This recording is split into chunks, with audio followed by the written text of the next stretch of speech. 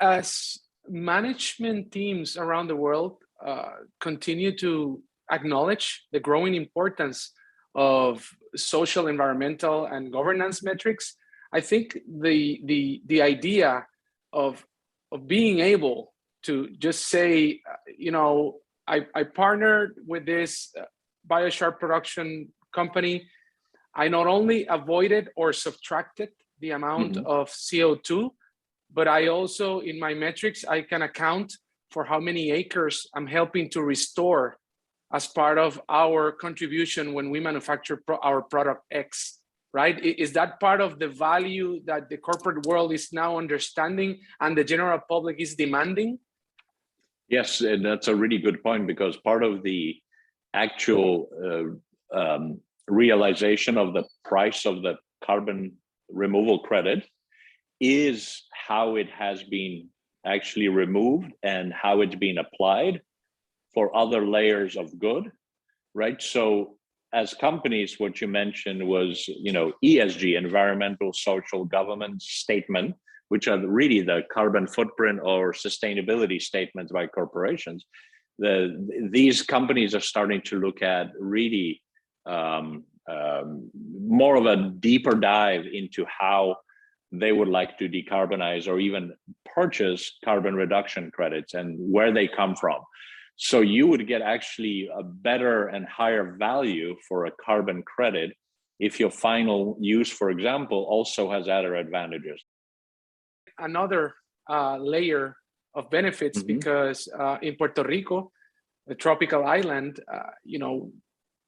governments and local municipalities, they really struggle with the pruning and cutting off biomass that grows tremendously, especially during the rainy season. And it's no secret that we have a situation also with landfills. Being such a small island, we have a number of landfills that end their life. They can't operate anymore. So the ones that are still open are not necessarily happy by municipalities dropping tons and tons of biomass that they are chopping and cutting off the roads.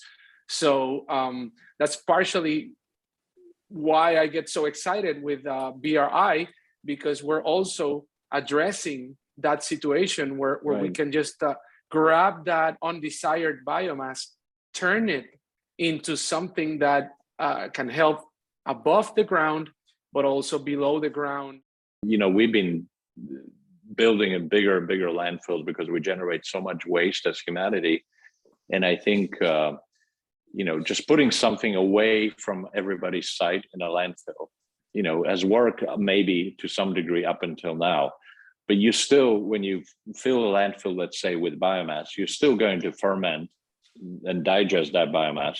That biomass is still going to generate primarily CO2 and methane. And methane, by the way, is a really bad and damaging greenhouse gas.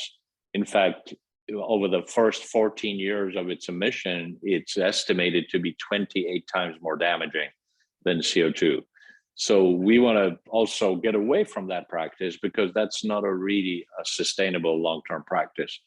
And then, what if, and this is what our vision is and what our dream is, what if we took the biomass, intercepted it, made biochar out of it, sequestered carbon or got rid of carbon in the meantime from the atmosphere when we did that, and then try to fix a problem with soil and food and water balance and water supply, etc. There are so many good things associated with that, that, I don't know if anybody would not support that.